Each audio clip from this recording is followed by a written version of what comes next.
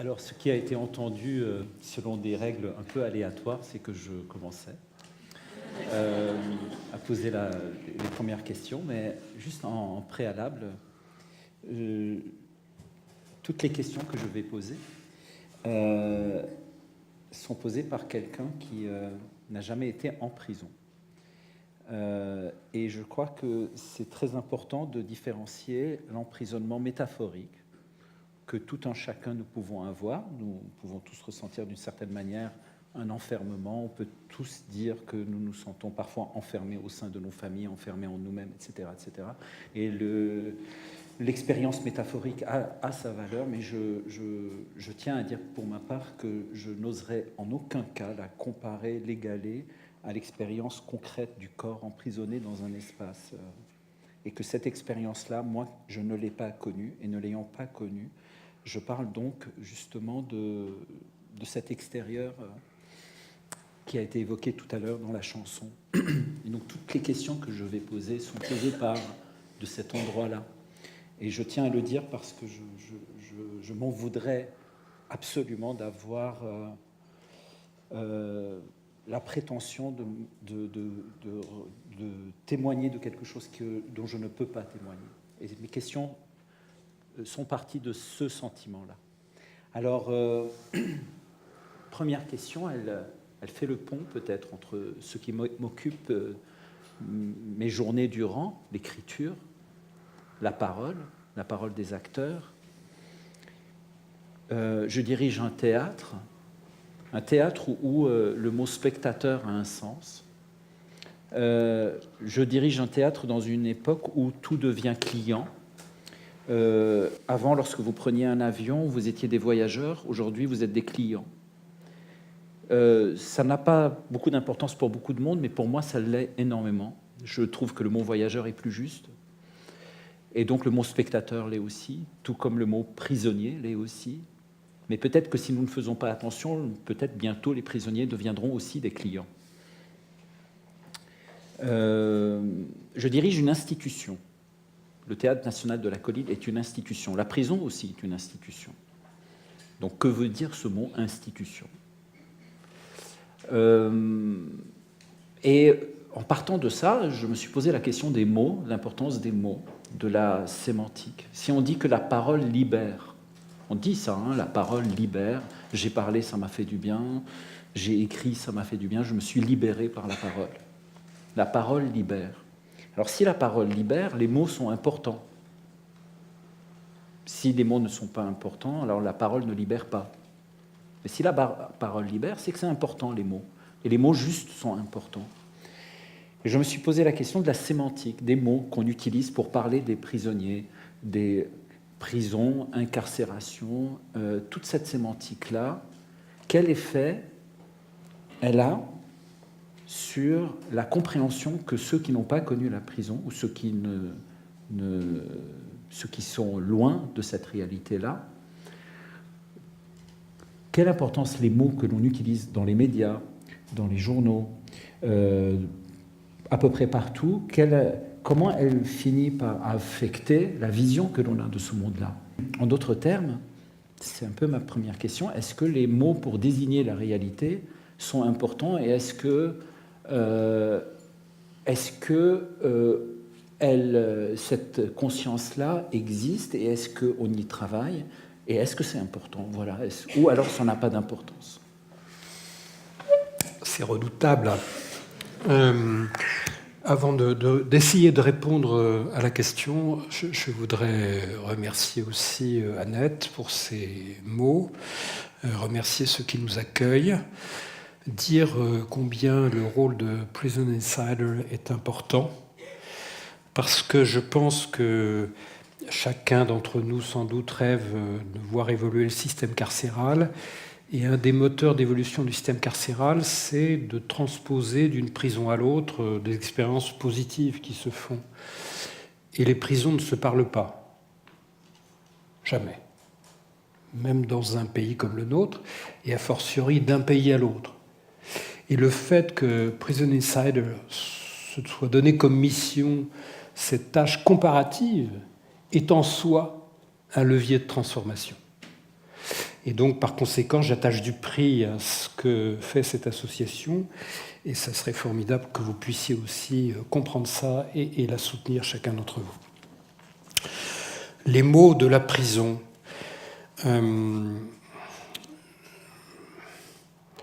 Alors, je comprends très bien que l'homme de théâtre que vous êtes commence par là. Moi, j'ai envie de commencer par, d'une part, le bruit de la prison, le bruit. Chacun d'entre ceux qui ont vécu en prison connaît ces bruits-là. C'est un monde extrêmement bruyant. Il y a le claquement des grilles, il y a le bruit des clés dans les vieilles prisons, il y a les barreaux qu'on vérifie tous les jours pour savoir s'ils sont passés. Ça fait un bruit extrêmement particulier, la tige de fer qu'on balade sur les barreaux. Donc la prison, c'est une suite de bruits très caractéristiques qu'on n'entend jamais ailleurs, répétitifs, avec aussi les hurlements le jour, la nuit, etc. Et donc tout ça, c'est d'abord cette espèce de jaillissement des entrailles, là, voilà, de la machinerie humaine aussi. La prison, c'est d'abord ça. Ensuite, il y a le silence de la prison, qui n'est pas tout à fait incompatible avec ce que je viens de dire sur le bruit. C'est-à-dire la parole qui ne peut pas s'exprimer, parce que c'est difficile de parler, parce que chaque mot a son importance et peut se retourner contre vous, parce qu'on sait tout de vous, parce que c'est inutile de demander quoi que ce soit, parce qu'on n'aura pas satisfaction, parce qu'on s'est usé à demander des choses et on y a renoncé depuis, parce qu'on prend trop de risques à faire des confidences. Je me trouvais un jour à la sortie d'une prison, puis je vois un détenu, c'était le jour de sa libération, chanté tout à l'heure, et je fais une réflexion idiote à ce gars qui sortait. Je lui dis vous avez laissé des choses pour les copains, parce que la tradition en prison, c'est de laisser ce qu'on a comme affaire en cellule. Et il me répond du tac au tac, en prison, on n'a pas d'amis. Donc si on n'a pas d'amis, on ne parle pas beaucoup. On parle autrement en prison. On parle par le corps. Le corps parle énormément. Pour les femmes, c'est l'aménorrhée. Pour les hommes, c'est la perte de dents. Moi, j'ai vu un chef d'entreprise une fois en prison qui avait quasiment plus de dents. C'est aussi les marques qu'on se fait sur le corps, les taillades des avant-bras ou sur l'estomac, etc. Parce qu'on n'a pas les mots pour le dire, comme disait un bouquin bien connu. Donc la prison, c'est aussi ce silence-là, et puis ces marques du corps, ce langage du corps qui prime souvent. Alors il y a enfin les mots du dedans et les mots du dehors, pour reprendre la distinction qui était faite aussi dans la chanson, les mots de l'intérieur, les mots de l'extérieur. Ce sont des mots très différents. Alors il y a le langage, vous avez parlé à juste titre d'institution, donc il y a le langage du code de procédure pénale, détention, incarcération, prévenu, aménagement de peine, juge de l'application des peines, etc. Tout ça est un langage parfaitement codifié, je viens de le dire, code de procédure pénale, donc où les mots ont un sens extrêmement précis. On n'y déroge pas à ce langage-là, et chacun des juristes s'y emploie. Et puis, il y a le langage des détenus qui n'est pas du tout celui-là. Alors, on a des langages codés, naturellement, langage familier, des mots qui désignent des choses. Langage aussi, j'y reviens, du corps. Le tatouage était, pendant longtemps, maintenant c'est plus le cas, l'apanage des détenus. Et puis, il y a le langage des gens à l'extérieur. Je voudrais vous raconter ceci. Je crois que le langage de la prison, pendant longtemps, il a été fait pour faire peur. La prison a été faite pour faire peur, dans son architecture, et dans son langage aussi, dans la manière dont on la désignait. Je ne sais pas s'il en est toujours ainsi.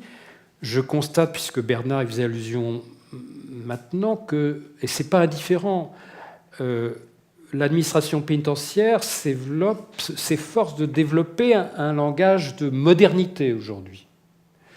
J'ai déjà souligné ça un jour. Quand elle construit des prisons neuves, nouvelles dans leur conception, par opposition à celles qu'on construisait il y a un siècle et demi, elle essaye de capter à son profit la modernité. Donc elle emploie des langages complètement technocratiques pour parler de ses investissements, partenariats public-privé, etc., un langage qui s'applique à d'autres institutions.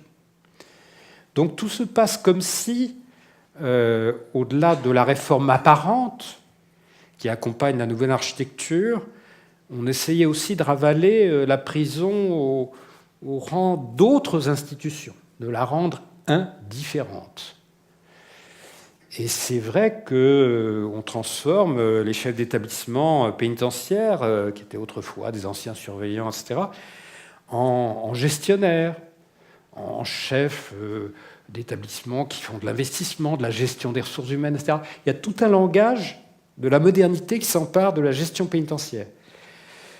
Alors, je ne suis pas sûr que ça change fondamentalement les choses, ça ne change rien en réalité, mais je crois que c'est de ces instruments-là dont la prison a envie de se parer, je pense, aujourd'hui.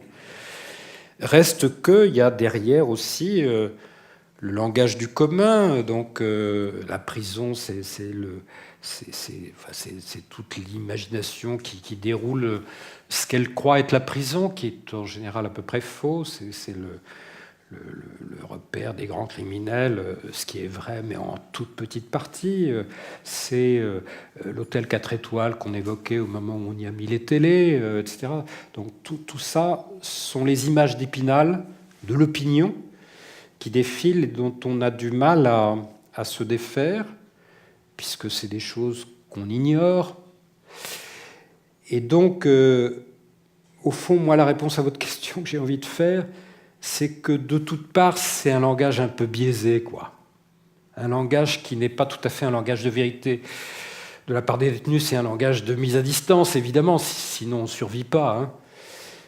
De la part de l'opinion, c'est un langage tout à fait de construction imaginaire, et de la part de l'administration pénitentiaire, je le redis, un langage de modernité qui en réalité dissimule mal le fait que rien dans la prison ne change fondamentalement. Voilà.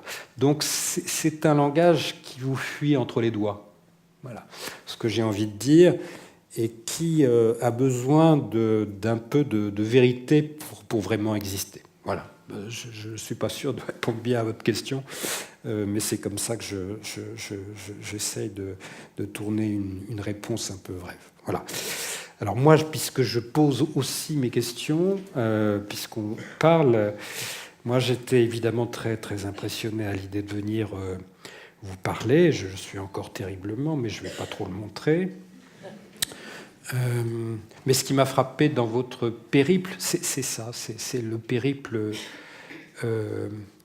entre différentes cultures que vous avez eu la chance de parcourir.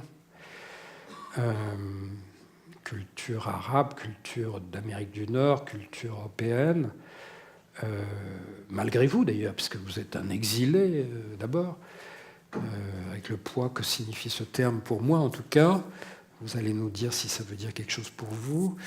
Mais la question que j'avais envie de vous poser, est-ce que vous avez l'impression d'appréhender un peu plus d'universalité comme ça, voilà. Nous sommes engoncés au fond, sans le vouloir, dans notre manière d'être, de parler, française, nous en sommes fiers d'ailleurs souvent, peut-être à juste titre.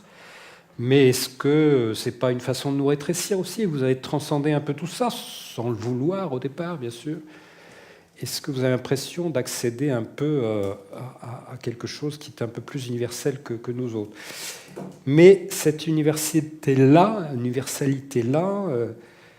est-ce qu'elle n'est pas aussi aujourd'hui un peu limitée à la culture du moi? Moi, je suis terrifié par les jeunes générations, mais à tort, hein, à tort. Bon, parce que je suis un vieux con. Je vais y revenir sans doute après, mais je trouve que pour nous, l'esprit collectif avait terriblement de sens. Est-ce qu'aujourd'hui, on ne recherche pas le salut dans ce que peut offrir la technologie à chacun? Voilà. Bon, donc, universalité d'un côté, et puis est-ce que cette universalité-là ne conduit pas au culte du moi? Voilà. C'est facile, non?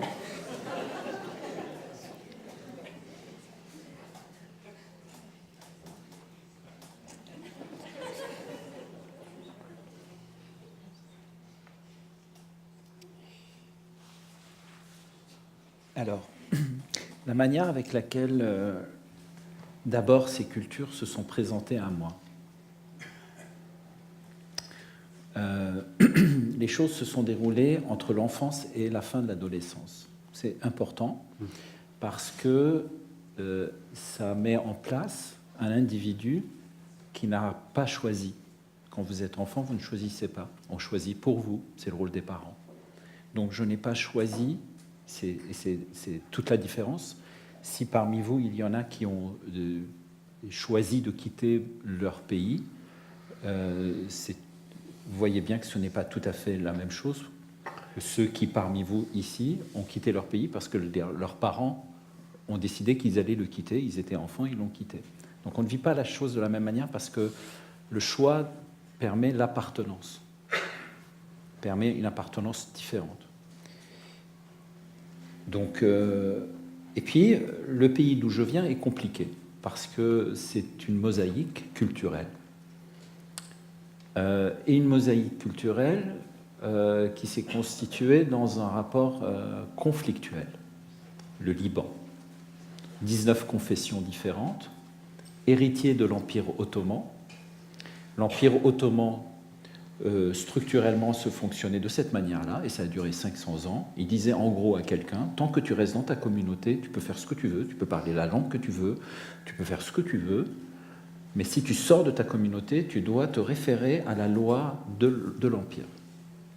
Donc, pendant 5 siècles, les communautés de l'Empire ottoman, et c'est quelque chose que les Anglais vont reprendre, qui va devenir un peu ce qu'on appelle le communautarisme, qu'on retrouve en Amérique, que je vais retrouver en Amérique du Nord.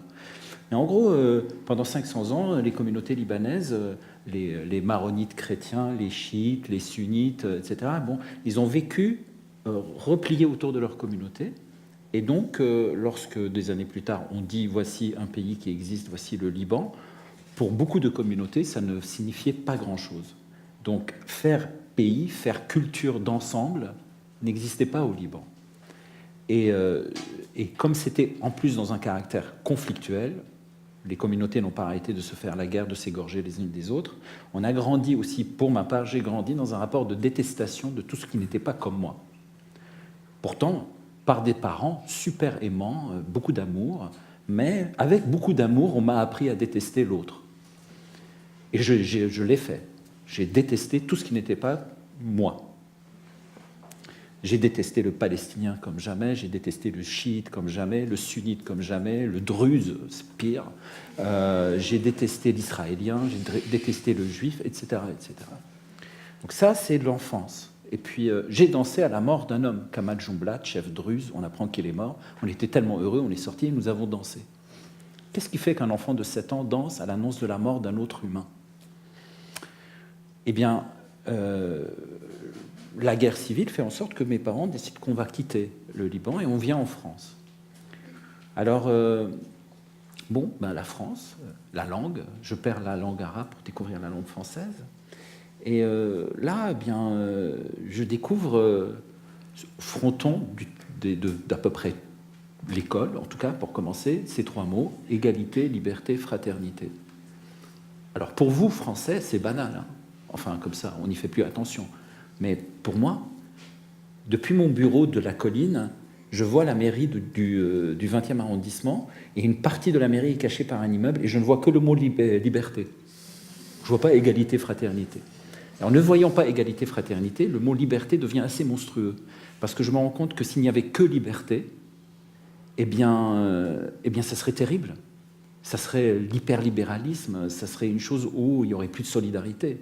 Et que la liberté ne prend son sens que parce qu'il y a une égalité. Mais la même chose, s'il n'y avait que égalité, ça serait épouvantable.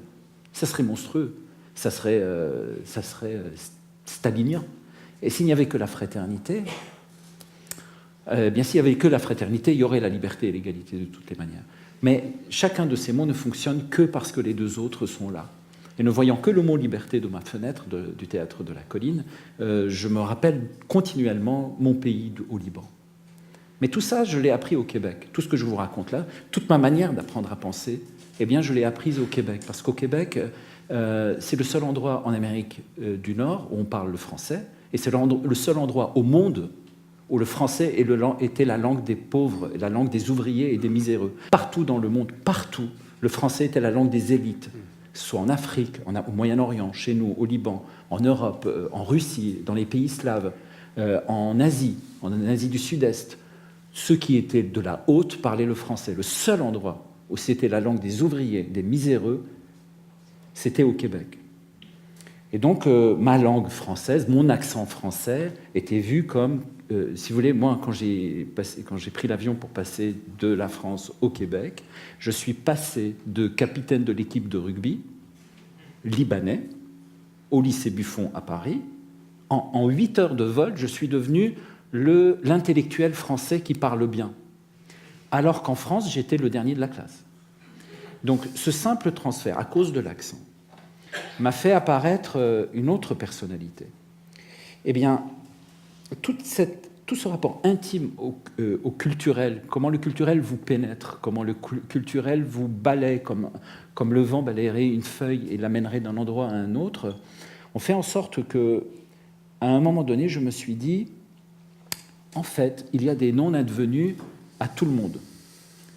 Il y a des non-advenus. Il y en a qui n'auront pas d'enfants. Il y en a qui ne connaîtront pas la passion amoureuse. C'est des non-advenus. Des non-advenus, chacun en a dans sa vie. On en a tous plein des non-advenus. Un des miens, c'est de ne plus connaître ce que c'est l'appartenance à une culture référente. Je n'ai pas ça. Parce que j'ai muté. J'ai muté 2 fois. J'ai muté d'une culture à une autre, d'une autre culture à une autre. Pourtant, je n'appelle pas ça une universalité. J'appelle ça expérience intime, profondément intime, qui peut me noyer. Et la seule manière de ne pas être noyé par cette expérience brutale et violente consiste justement à la raconter, pour ma part, à la raconter. J'ai trouvé le théâtre pour la raconter. J'ai trouvé le théâtre pas parce que j'ai vécu la guerre ou parce que j'ai vécu l'exil. J'ai trouvé le théâtre parce que j'ai vu du théâtre. Ça, c'est super important. Je suis pas devenu... Parce qu'il y a plein de gens qui ont connu l'exil, la guerre, ils n'ont pas fait de théâtre. Donc, c'est parce que j'ai vu du théâtre. C'est le théâtre appelle au théâtre.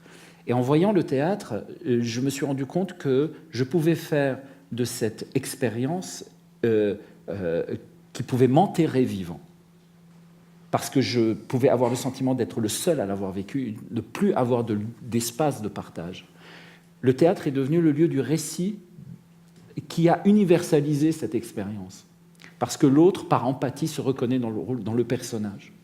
Mais à la base, cette expérience brutale, elle crée de la richesse. Mais c'est une richesse très dangereuse. Si on ne trouve pas une manière de la transformer, de la raffiner, au vrai sens du terme, raffinerie, de la débrutaliser, parce qu'elle est brute. C'est une...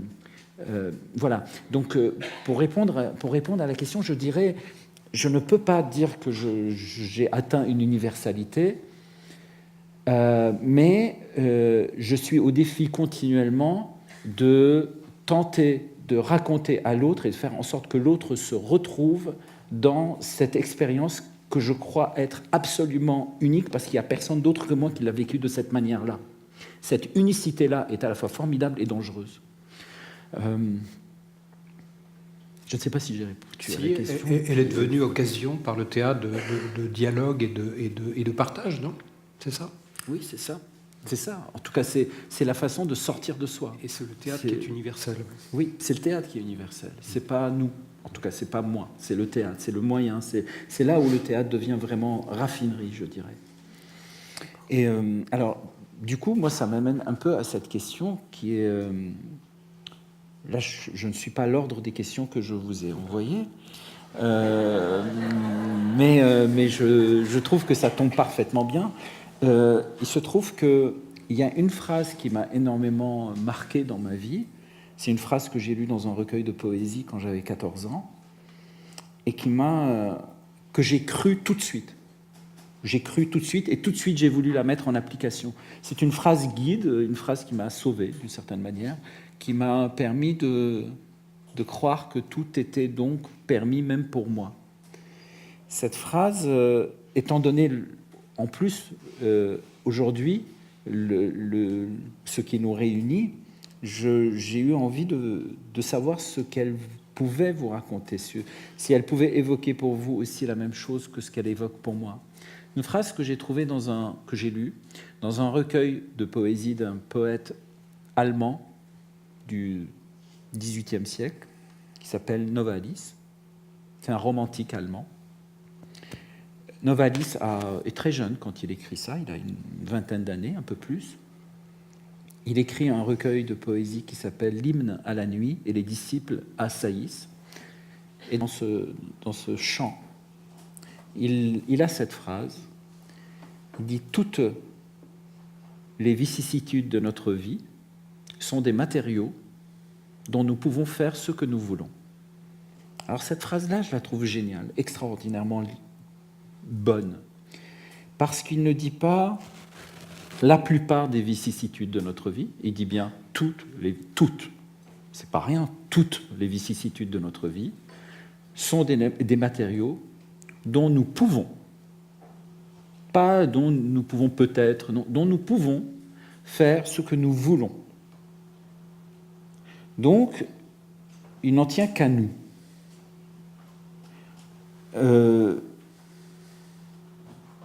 Et j'ai vraiment, véritablement envie de vous poser cette question. Quelle plus grande vicissitude que la perte de la liberté ?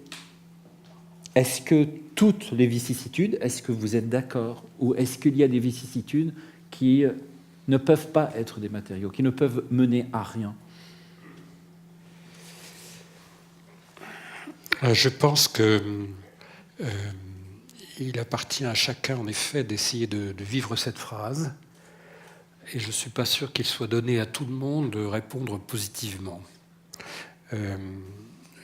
Moi, je suis très touché, comme tout le monde ici, par le poids des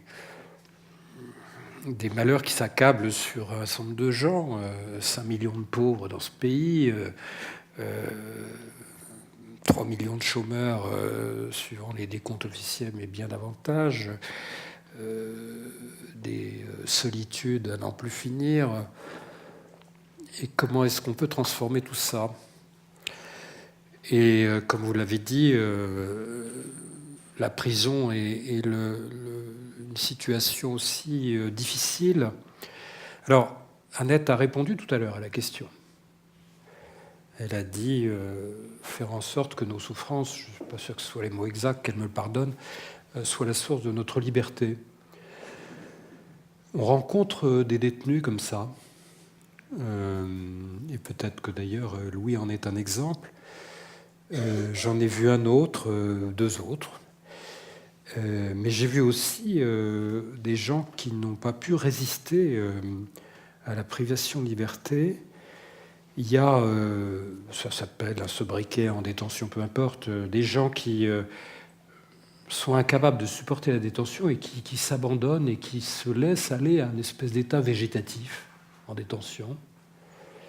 Alors, les cellules sont dans un état épouvantable, ils passent la journée sur leur couchette au milieu de la crasse, etc. Les surveillants n'osent même plus rentrer. Ça, c'est une attitude, alors, qui est celle de quelqu'un qui a été vaincu par la privation de liberté. Et puis, il y a tous ceux qui essayent de surnager comme ils le peuvent à l'océan de la misère, mais qui n'y arrivent pas et qui sont brisés par la prison. Le nombre de gens que j'ai vus sortir, non pas ivres de joie le jour de la libération, mais ployés sous le fardeau des malheurs qu'ils avaient eus en détention est quand même considérable. Et puis puis il y a ceux qui sortent aussi révoltés. Bon, je crois que c'est une minorité, ceux qui arrivent à se révolter, parce qu'il faut être fort pour arriver à ça. Alors la révolte peut être utile, elle peut être très dangereuse aussi. Moi j'ai vu un petit gars dans une maison centrale qui a commencé avec 3 ans de détention pour vol aggravé, et puis qui aujourd'hui doit en être à 27 ans de condamnation parce qu'il s'est révolté et que voilà, il a été condamné à chaque épisode de ses révoltes. La dernière, c'était une prise d'otage à une nouvelle maison centrale du côté de l'ouest de la France. Et il a pris 8 années supplémentaires. Bon, et donc révoltes qui peuvent conduire à quoi, est-ce que cet homme qui s'appelle Rachid va finir sa vie comme ça, fort de révolte, par ne plus pouvoir sortir du tout? Et donc je crois que tourner des choses en positif, c'est possible, à la condition d'avoir une sacrée volonté, peut-être aussi, je crois beaucoup à l'aide de tiers dans ce cas-là. Je pense à un détenu en particulier qui est bien connu par ailleurs, parce qu'il a un peu fricoté avec Mesrine dans un temps ancien, qui a été transformé par un cours de philo qui était donné à la maison centrale où il se trouvait. Et comme je le rappelais à quelques-uns cet après-midi, ce cours de philo, c'est comme l'aurait été probablement un théâtre en détention, ça a été une découverte formidable de l'expression de soi. Un type qui a fini là où il a fini parce que je sais pas quoi, bon, pour un tas de raisons sans doute qui tenaient à son enfance, son adolescence, etc., a découvert un jour un type qui l'invitait à parler, qui accordait à ce qu'il disait autant d'importance que ce qu'il disait lui, le prof, qui considérait que tous ceux qui étaient là dans la pièce avaient un poids égal pour parler de problèmes de philo. Alors ce type, ça l'a transformé. Donc cette vicissitude qu'était la privation de liberté, qui était une très lourde condamnation, il vient de finir sa libération conditionnelle, et ça fait un bon bail, il s'est transformé comme ça. Mais il a fallu que quelqu'un lui montre le chemin possible. Alors, moi, je crois qu'il faut qu'en prison, pour arriver à ce que Novalis dit, il faut multiplier comme ça comment dirais-je, les considérations des personnes, parce que ce sont des personnes qui ne sont pas considérées, les perches tendues, les oreilles les têtes qui se penchent en bienveillance, et puis il faut une sacrée volonté. Parce que tout le système carcéral... moi, je connais aussi un autre détenu, je crois que j'ai cité ça un jour dans un film qu'on a tourné, qui écrivait à l'inverse de cet homme que je viens d'évoquer, le copain de Mesrine. Moi, j'ai essayé, au début de ma période carcérale, de faire tout ce qui était offert, les activités, le travail, le machin, puis je me suis ramassé des gamelles à chaque fois. Donc j'ai compris, m'écrivait-il, maintenant, je fais le canard, j'attends que ça se passe. Je suis recroquevillé dans mon coin, et j'attends comme ça la date de ma libération. Bon, c'est le contraire.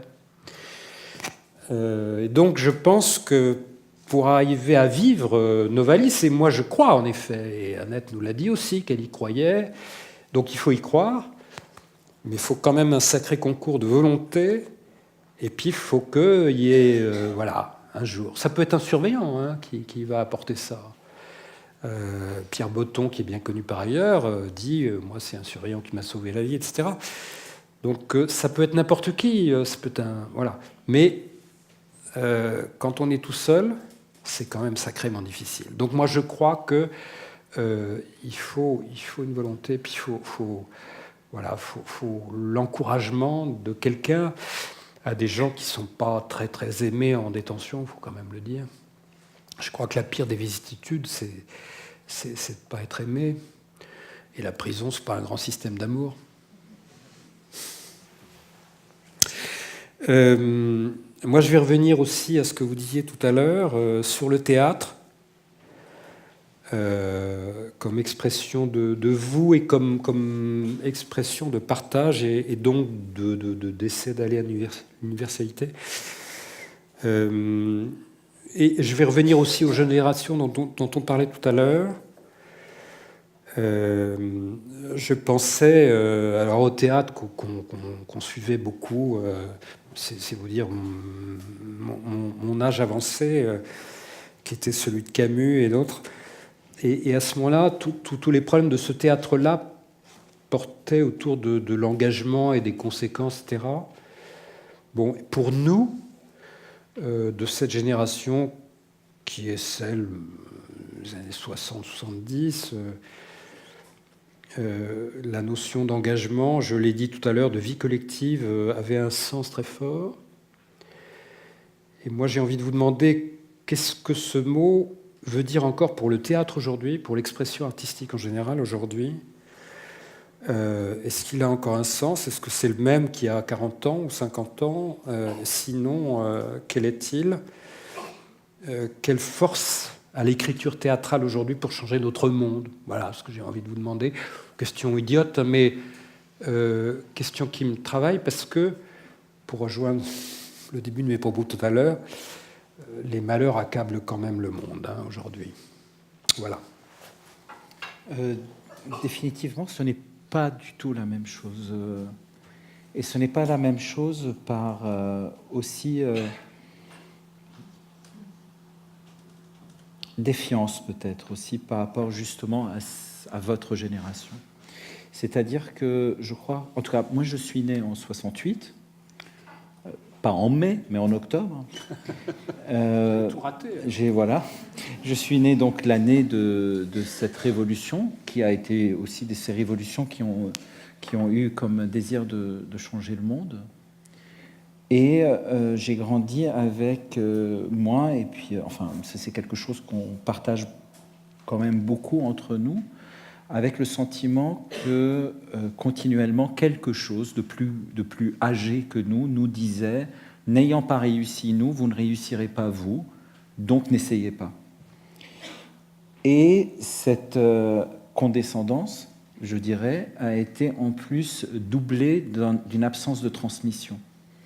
La génération de mes parents n'a pas voulu nous transmettre, ne trouvait pas important de nous transmettre, a voulu pour toutes sortes de bonnes raisons et de mauvaises raisons ne pas nous accabler par le poids de quelque chose, mais a fait silence.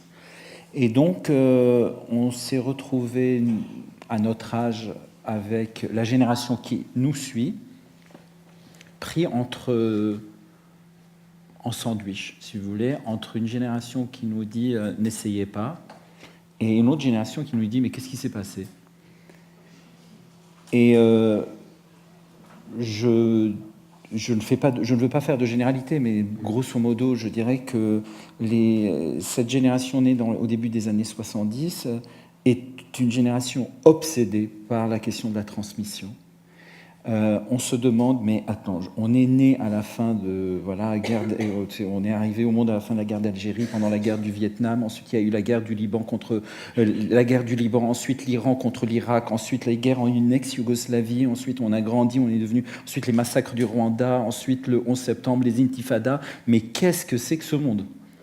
Et quand on demande qu'est-ce que c'est que ce monde, on n'a pas de transmission, on n'a pas de récit, il y en a peu de récits. Et puis surtout, ce qu'on a, c'est de toutes les manières, vous ne réussirez pas là où nous avons échoué. Donc on a dû réinventer quelque chose, et puis la génération qui nous suit est plus inventive encore que nous, plus libre encore que nous, plus libre et plus insupportable, entre guillemets, que nous, parce que ceux qui aujourd'hui ont 20 ans, à notre regard, à nous, semblent totalement superficiels. On les voit, ils s'en foutent, ils ont l'air superficiels. Vous les mettez dans un autobus pour aller leur faire visiter le camp d'extermination d'Auschwitz pour leur donner un peu de conscience. Et dans l'autobus qui les conduit vers ce camp-là, eh bien, ils rigolent, ils jouent aux vidéos, etc. Bon, à un moment donné, on se fâche. Je dis, mais vous n'avez donc pas conscience de l'endroit où on vous conduit? Et cette réponse extraordinaire me dit, la conscience qu'on a n'est pas celle que tu veux qu'on ait. Alors, calme-toi.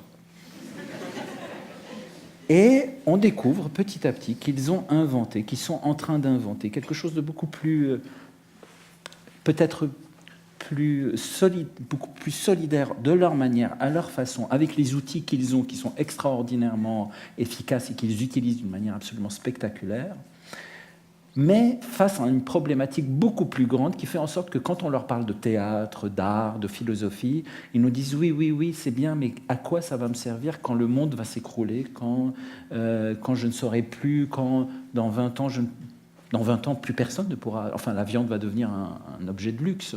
Nous allons tous devenir végétariens. Nous n'avons pas le choix parce que le cheptel australien crée autant de pollution avec les gaz que la plupart des bétonneuses qui existent dans le monde. C'est-à-dire que véritablement, nous sommes face à une réalité écologique qu'elle soit réelle ou pas, en tout cas, qui soucie profondément cette génération-là et qui se demande qu'est-ce que nous avons à inventer maintenant pour faire face à ces catastrophes qui vont arriver.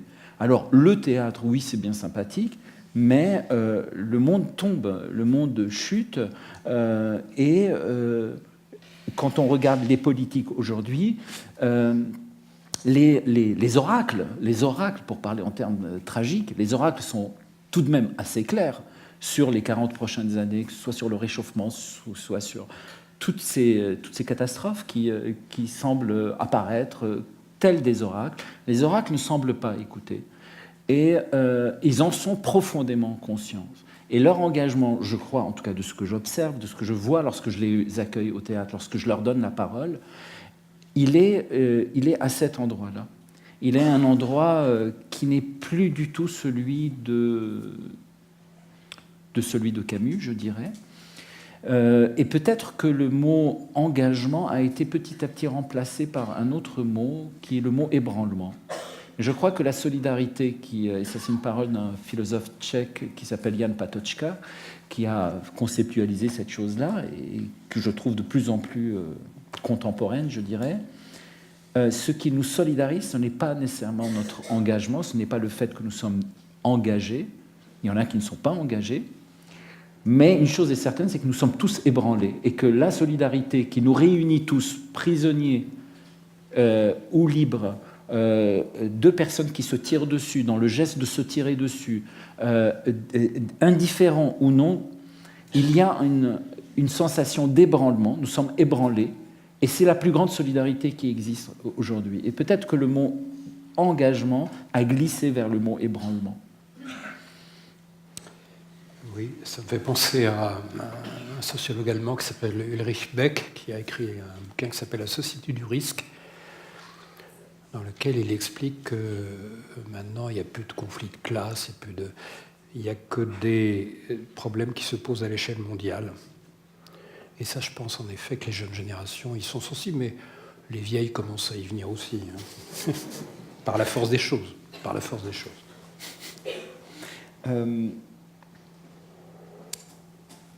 Moi, en fait, la question, je crois que c'était la question une question qui était très importante pour moi, que j'avais envie de vous poser. C'est chez vous. Alors, c'est une question intime, mais vous y répondrez évidemment suivant le chemin que vous désirez. Chez vous, comment s'est passé, enfant, l'éveil à la notion de justice et d'injustice? Je sais, par exemple, qu'une des choses qui m'a tiré les larmes des yeux quand j'étais enfant, c'est je pense que je l'avais lu, on me l'avait lu, c'est dans Les Misérables, lorsque on attrape Jean Valjean au début, Et les policiers découvrent, enfin les gendarmes découvrent dans ses affaires ce qu'il a, la coupe qu'il avait volée au curé qu'il avait si accueilli, oui. Voilà, hospitalièrement accueilli. Et puis il le ramène donc au curé et les gendarmes lui disent voilà, regardez ce qu'on a trouvé chez ce voyou. Et puis il sort, et puis Jean Valjean a ce regard où il voit bien qu'il est pris complètement en flagrant délit. Et puis le curé, il dit mais Jean, enfin monsieur, je sais pas comment il l'appelle, mais je vous avais donné les deux. Pourquoi vous n'en avez pris qu'un? Vous êtes vraiment trop bon. Voilà, je vous le redonne. Je suis content qu'on vous ait ramené au moins pour ça. Pourquoi vous n'avez pas pris les 2 coupes que je vous avais offertes? Et ça, je pense, moi, quand j'avais lu ça pour la première fois, quand j'avais découvert ça, ça m'avait profondément ému, profondément touché. Dans le rapport justement de justice et d'injustice, il a commis un geste injuste, et puis voilà qu'il est en une phrase, non seulement consolé, je dirais, mais transformé. Et Jean Valjean devient Jean Valjean. D'une certaine manière, je pense que l'enfant a un cœur très sensible à ces questions-là. L'enfant de 6 ans, de 5 ans, de 7 ans. Comment ça s'est passé chez vous, cette découverte de la notion de justice, d'injustice? Et comment s'est passé le chemin qui vous a fait faire ce choix de devenir ce que vous êtes? Et comment se fait ce chemin-là? Et après avoir été... Enfin, vous avez été très proche du monde politique. Est-ce que cet enfant que vous avez été a été désenchanté par le monde politique, par le fait qu'il n'a pas réussi à transformer le monde que vous vouliez transformer? Ou au contraire, est-ce que vous pensez que le plus de choses possibles ont été faites? Est-ce qu'il y a eu des enchantements par rapport à l'enfance, ou au contraire, combat, bataille? Le regard qu'on porte sur soi est toujours un peu compliqué et un peu biaisé en tout cas. Mais chacun, je crois, d'entre nous a en effet eu un jour, à l'âge que vous avez dit, des lectures comme ça qui l'ont bouleversé. Hein. Moi, j'étais pas assez intellectuel pour Les Misérables, mais c'était Hector Malot qui, Sans famille, etc. Enfin, tout. Moi, j'étais dans une famille sage, et donc Victor Hugo était un peu gauchiste, et donc on préférait Hector Malot, mais qui était en réalité plus socialiste que Victor Hugo encore, mais on ne le savait pas sans doute chez moi. Donc Sans famille, oui, j'ai pleuré sur Sans famille. Bon. Il y a les lectures qui vous forment. Je crois que j'étais un enfant qui lisait beaucoup, c'est ce qu'on me disait. Mais il y a aussi les faits de la vie. Alors, moi, j'étais dans une famille, je l'ai dit, sage et rangée. J'habitais plutôt des quartiers, les beaux quartiers, comme disait Aragon. Et un jour, c'était déjà beaucoup plus tard, ça. Je crois que je devais avoir 14 ans ou 15 ans. C'était en 1961, le soir, tard. On a entendu une espèce de mouvement dans la rue. Et c'était des malheureux Algériens qui venaient de Nanterre à l'appel du FLN, le 17 octobre, pour manifester pour la paix en Algérie dans Paris. Un Paris qu'ils ne connaissaient pas. Ils se retrouvaient là sans l'avoir voulu, pourchassés par des gendarmes mobiles. Et ce petit troupeau, parce que tout ça, toute cette manif avait été dispersée en petits troupeaux, apeurés, ne disaient rien, fuyaient les gendarmes qui, eux, criaient et tapaient fort. Et ça, sans forcément comprendre le sens tout de suite, ça impressionne beaucoup. Et les jours d'après, nous habitions pas très loin de la Seine,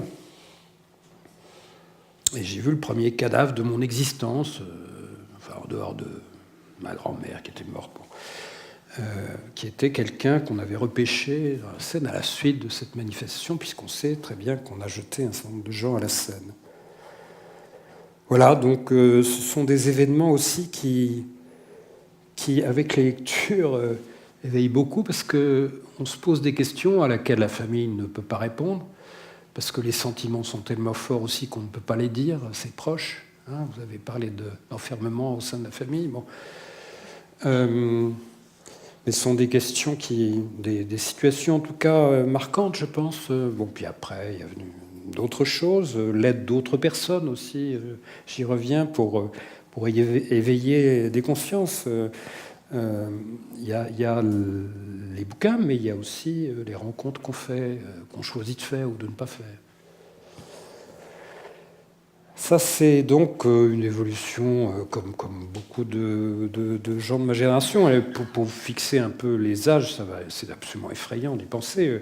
La guerre d'Algérie a fait beaucoup, puisque j'étais au lycée quand elle avait lieu, dans un lycée du centre parisien, et donc ça se castagnait à peu près tous les jours à la porte entre partisans de la paix en Algérie, comme on disait prudemment à l'époque, et partisans de l'Algérie française. Bon. Et donc là aussi, on a les copains qui se font taper dessus, plus ou moins fort, donc on choisit son camp. Hein. Et ce que vous avez dit tout à l'heure sur cette suite d'événements hein, qui ont été, vous avez dit Algérie, Vietnam, etc., rythme aussi les choix de l'adolescent.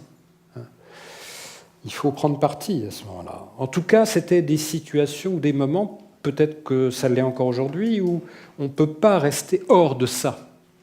On était dans des moments et dans des lieux où on ne pouvait pas rester en dehors. Donc voilà, on fait ses choix et le reste vient tout seul. Hein. Bon. Ça, c'est une première partie de réponse. La deuxième partie, c'est sur la vie politique et le désenchantement.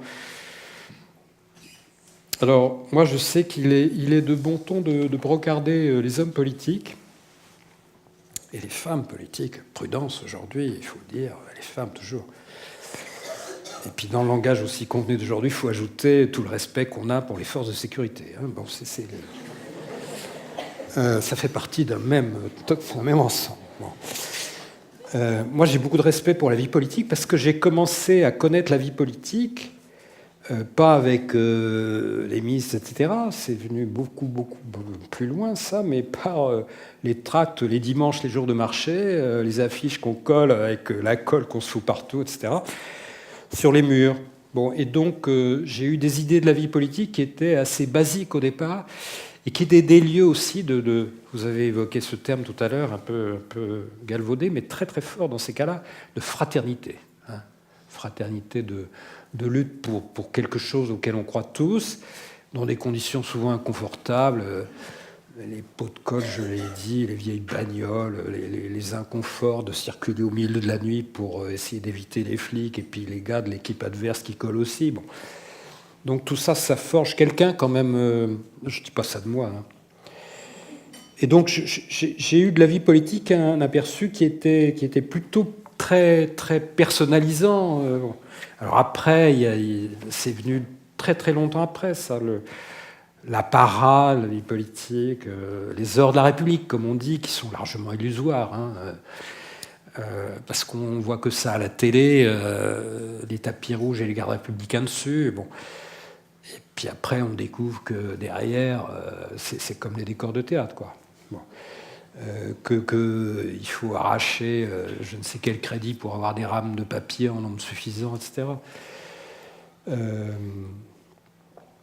Je ne participe pas au concert de discrédit des hommes et des femmes politiques. La plupart d'entre eux que j'ai connus sont des gens qui n'ont pas manqué ni à la droiture, ni à la vérité. Ils ont fait ce qu'ils ont pu, dans les limites extrêmes d'un pouvoir qui aujourd'hui se dissout dans un tas de choses, la mondialisation, les médias, etc. Tout ça étant aussi un enfermement terrible. Hein. Mais je peux lui rendre hommage. J'ai eu la chance d'approcher Jacques Delors. On n'a pas tous les jours la chance d'approcher des gens comme ça. Donc je ne me suis pas plaint. J'ai eu un autre ministre aussi qui était très très bien. Voilà. Et tous ces gens-là m'ont appris aussi beaucoup de choses. Moi, j'ai travaillé avec un ministre de l'Intérieur qui était un des rares hommes politiques à lire énormément. Bon, ça fait plaisir, Jean Valjean, etc. Mais pas seulement. Donc, moi, j'ai trouvé beaucoup de gens bien supérieurs à ce qu'on en disait d'habitude. Voilà. C'est pas du tout habituel ce que je dis là, mais je manquerais à la vérité de ne pas le dire. Et enfin, moi, je crois encore beaucoup à la vie politique basique. Je crois encore beaucoup à... Alors, j'ai bien entendu ce que vous avez dit. Engagement, ébranlement, peu importe, mais je crois beaucoup à la chose collective. Et si je parlais de ma crainte de l'individualisme tout à l'heure, c'est bien à cause de ça. Je ne voudrais pas que dans une planète Terre qui est en effet un peu menacée, il y a des planches de salut individuelles. Moi, j'ai envie de prise en charge collective, et je crois encore beaucoup à ça. Et moi, ce que je vois aujourd'hui me donne plutôt, au contraire, l'idée de continuer, tant que je pourrais, à me bagarrer pour que les choses évoluent.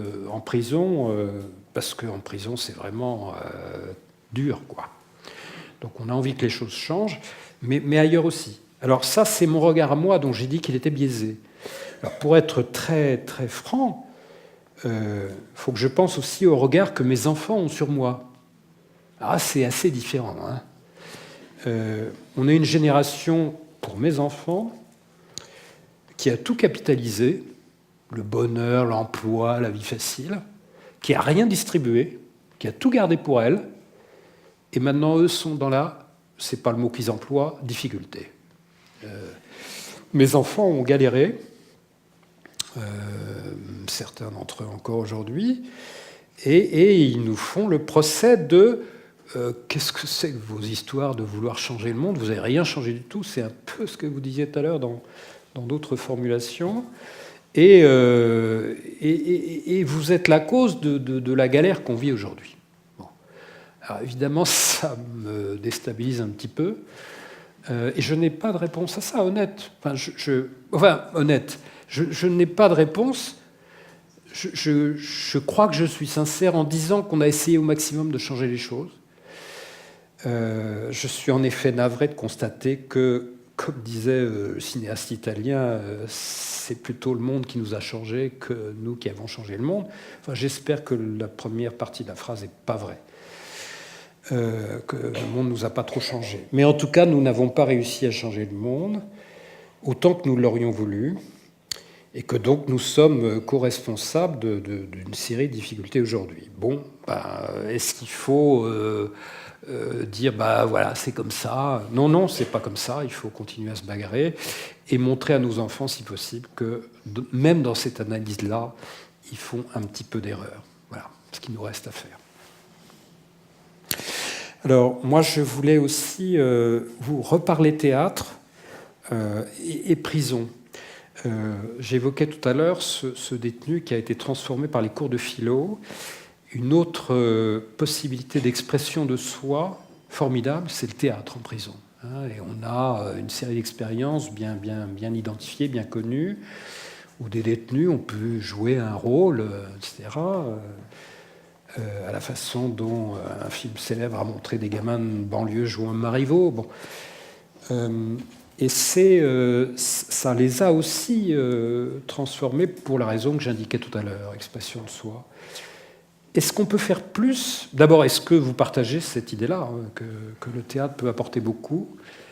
Peut-être plus que l'expression de soi aussi, l'expression de soi qui tend à l'universalité, comme vous avez très bien expliqué tout à l'heure.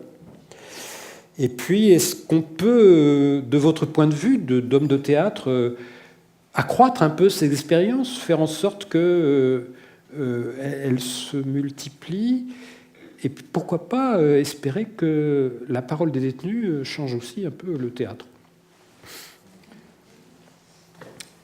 Alors, je crois que c'est absolument fondamental que la rencontre entre un des espaces de liberté liés à la parole qui est le plus grand qui existe, parce que faut rappeler une chose, c'est que le théâtre est le seul endroit où des individus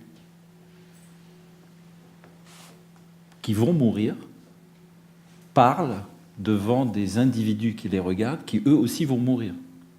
C'est ça l'art. Quand on dit l'art vivant, c'est pas une image de style, c'est vrai. Quand vous allez au cinéma et que vous regardez, je sais pas, un film avec Humphrey Bogart, il est mort, Humphrey Bogart.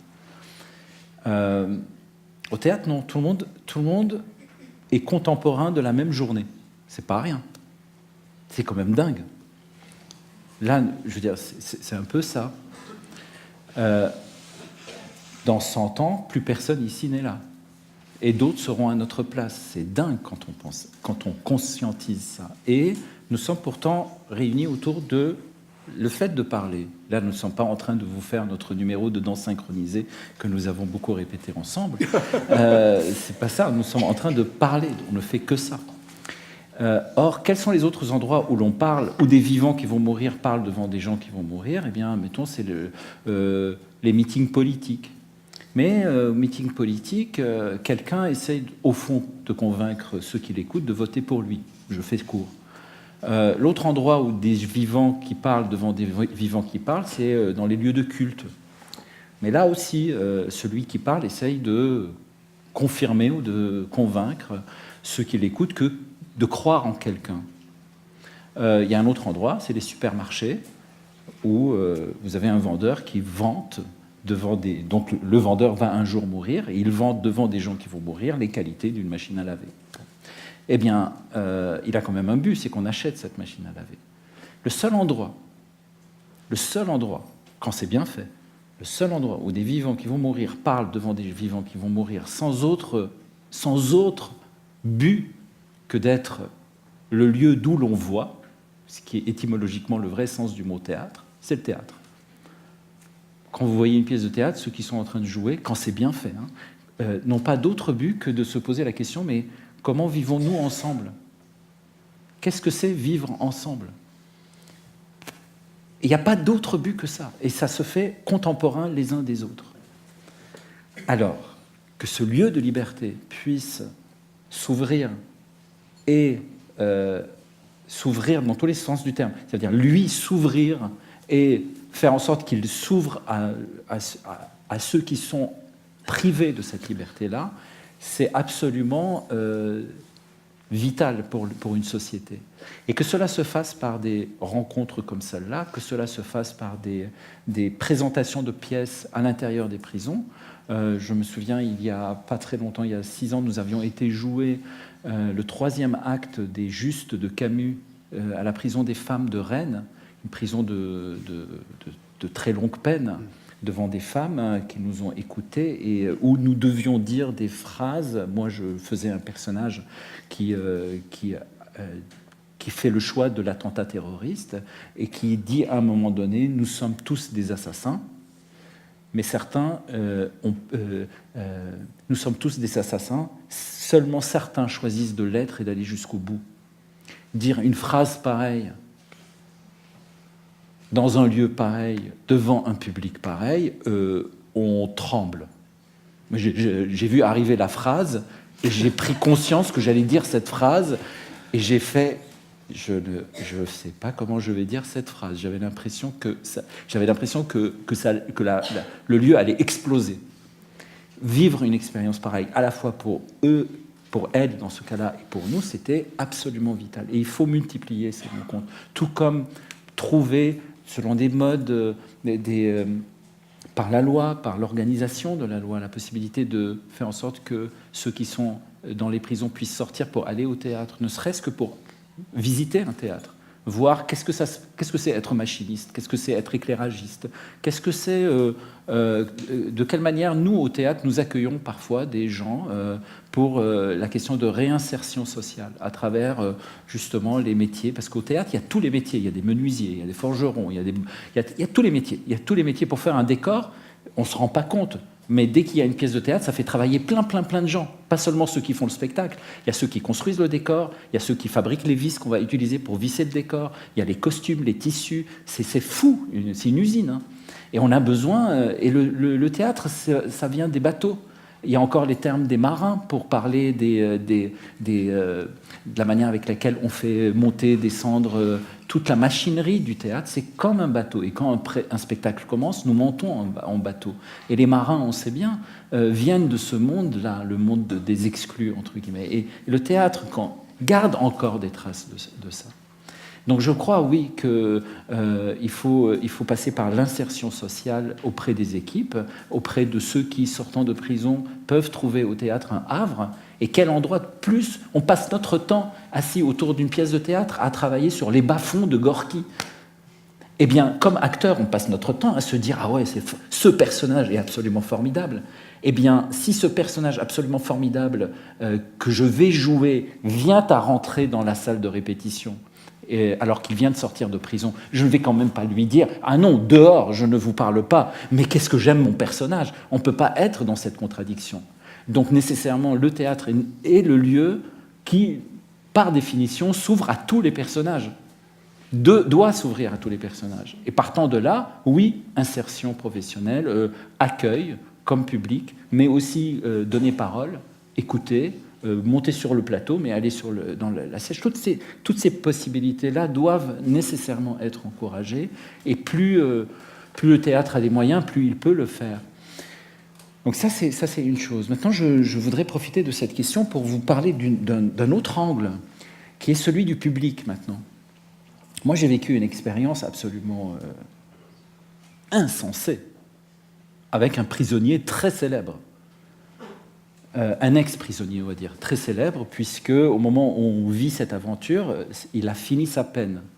Ce prisonnier très célèbre, chanteur rock de son état, star absolue en France, je l'ai engagé pour faire la musique d'un spectacle qui s'appelle Des femmes.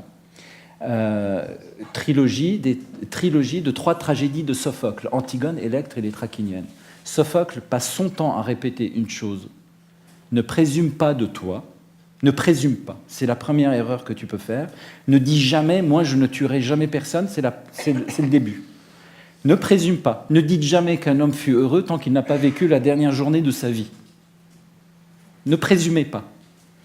Donc, on fait le spectacle et ça a soulevé un peu ce que j'appelle une sorte de vague d'indignation, dont une bonne partie, pas toute la partie, avait des indignations réelles, sincères et profondes qu'on a dû écouter, avec lesquelles on a dû échanger et qui a donné à des fruits à des rencontres extraordinaires. Mais une majorité des indignations, je dirais que c'était des indignations vertueuses. C'est-à-dire l'indignation de ceux qui s'indignent et s'indignant se rassurent de ne pas être cet assassin-là, parce que justement, on s'indigne.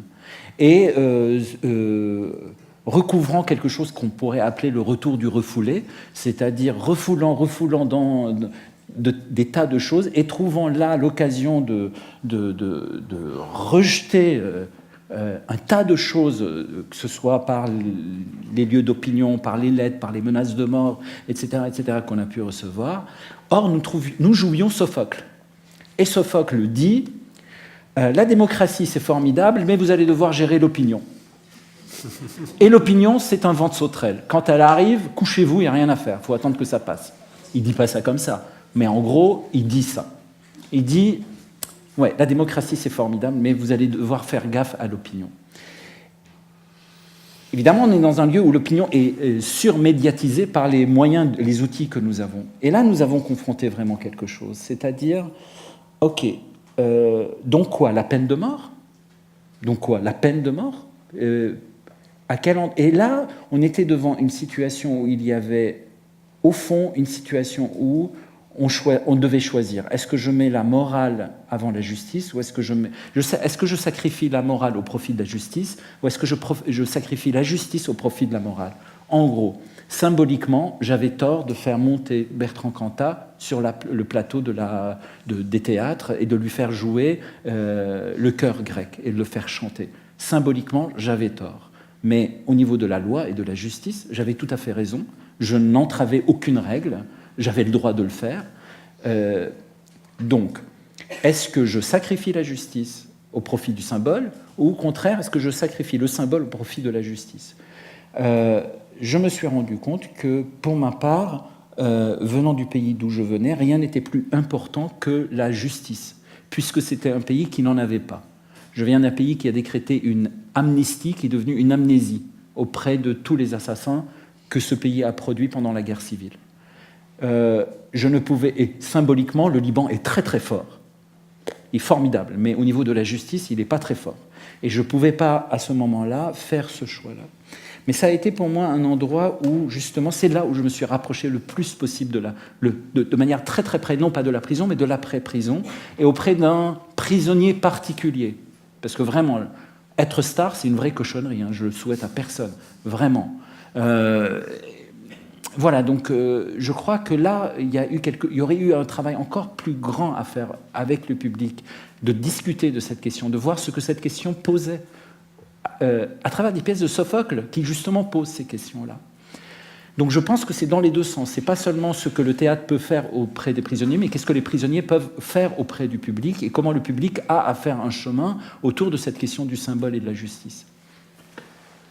Ce que vous dites, je complète un petit peu, mais à ma manière, vos propos, par une lecture que j'ai faite il n'y a pas tellement longtemps, qui est un livre qu'un prof de socio a écrit, qui s'appelle « Retour à Reims oui. », qui est un prof qui a deux caractéristiques. Il est d'origine ouvrière et il est homosexuel. Et il y a à la fin du livre, c'est votre indignation contre Bertrand Cantat qui m'y fait penser, quelques très belles pages où il raconte comment, étant homosexuel, il a été insulté, vilipendé à partir de son adolescence, traité de tous les noms que l'on connaît bien pour qualifier les homosexuels. Et il a dit, moi je me suis constitué, ça rejoint ce qu'on disait tout à l'heure sur l'enfance et l'adolescence, je me suis constitué comme être insulté. Et puis il demande après, mais pourquoi ce discours de haine ? Et il dit, je n'ai pas vraiment de réponse à cette question-là. Et moi, je fais le lien, mais même si vous ne le faites pas, avec la manière dont avec ce que vous avez dit très justement entre la distinction morale-justice. Et je voudrais qu'on regarde bien la manière dont précisément, dont on qualifie les personnes détenues. Ce sont des gens qui ont été condamnés par la justice parce qu'ils ont fait une bêtise, etc. Très bien. Est-ce qu'on doit pour autant les insulter, les vilipender comme on le faisait de cet homme-là homosexuel? Je n'en suis pas certain. Et donc, je crois que parler de la prison, c'est parler de Bertrand Cantat, en l'occurrence, parler des homosexuels, c'est inventorier nos discours de haine. On a tous, il y a tous des gens qu'on déteste. Vous avez commencé sur ce thème tout à l'heure, de la détestation. Et je crois qu'aujourd'hui, notre monde nécessite qu'on réfléchisse soigneusement à ça, à sa propre attitude, à savoir qui on déteste et pourquoi. Il y a aujourd'hui, dans notre pays, une propagation de discours de haine. Il y a des résultats électoraux qui inquiètent, enfin moi qui m'inquiète en tout cas. Et je crois que des épisodes comme celui que vous racontez, comme celui que raconte superbement, lisez ces pages à la fin du bouquin de Didier Ribon, dans son livre, amène à réfléchir. Voilà. On nous fait signe. Faut arrêter ? Oui ? Alors je vais vous poser une question. Comme ça va vous permettre... Commencez juste à s'échauffer. Ça va vous permettre de conclure. Est-ce que la prison est transformable ? Est-ce qu'il y a des... Vous avez parlé tout à l'heure de ces méga... Bernard a parlé tout à l'heure de ces méga centres carcéraux qui sont donc terribles. Est-ce qu'il y a... pourtant, moi, j'ai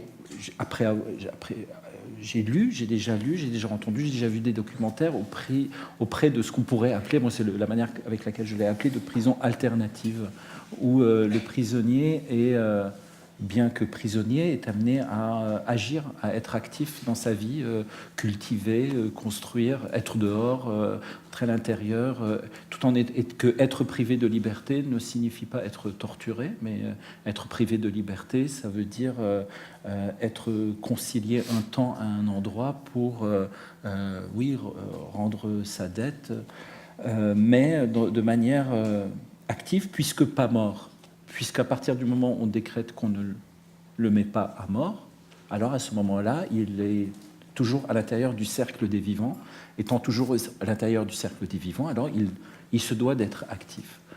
Et ces prisons-là, j'ai l'impression de ne plus en avoir entendu parler, comme si elles avaient disparu. Ont-elles été un échec ? Ou ont-elles tout simplement été politiquement difficilement défendables auprès justement de l'opinion?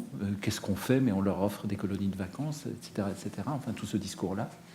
Et vers quel... vers où allons-nous, et est-ce qu'il y a un front qui tente de résister contre ces méga-prisons-là? Alors ça appelle plusieurs réponses, mais je vais essayer de faire bref pour ne pas ennuyer l'auditoire. Premièrement, moi, ma conviction profonde, c'est qu'il n'y a aucune prison qui soit heureuse. Voilà, ça c'est clair. Et la privation de liberté, Annette nous l'a chanté tout à l'heure, vue de l'extérieur, mais elle a dit qu'elle aussi, on l'incarcérait, c'est profondément juste, ça. Il n'y a pas de prison heureuse, et par conséquent, voilà. Ça fait 2 siècles que la prison existe, un peu plus, en France en tout cas, dans la plupart des pays d'Europe. Ça fait 2 siècles qu'on essaie de la réformer. Et d'une certaine manière, c'est une utopie. Je veux dire, parce que ce bonheur carcéral n'arrivera jamais. Il faut en être conscient. Ceci étant, il y a prison et prison. Moi, je fais... en ce moment, enfin depuis quelques mois, une formation au Maroc à des Marocains qui travaillent dans le domaine des droits de l'homme, et un certain nombre d'entre eux sont passés par la case prison du prédécesseur du roi actuel du Maroc, qui n'était pas tout à fait un tendre, et dans les prisons, on n'était pas très tendre non plus. Et il y a des gens qu'on voit avec des mâchoires déformées, des doigts... bon, parce qu'ils ont été torturés, voilà. Et donc, il y a des corps, là aussi, qui témoignent de la violence carcérale. En France, on n'en est pas là. Mais il y a quand même, je l'ai dit tout à l'heure, je n'y reviens pas, des gens brisés aussi. Pas leurs doigts, pas leurs mâchoires, mais leur être même. Bon, c'est pas mieux.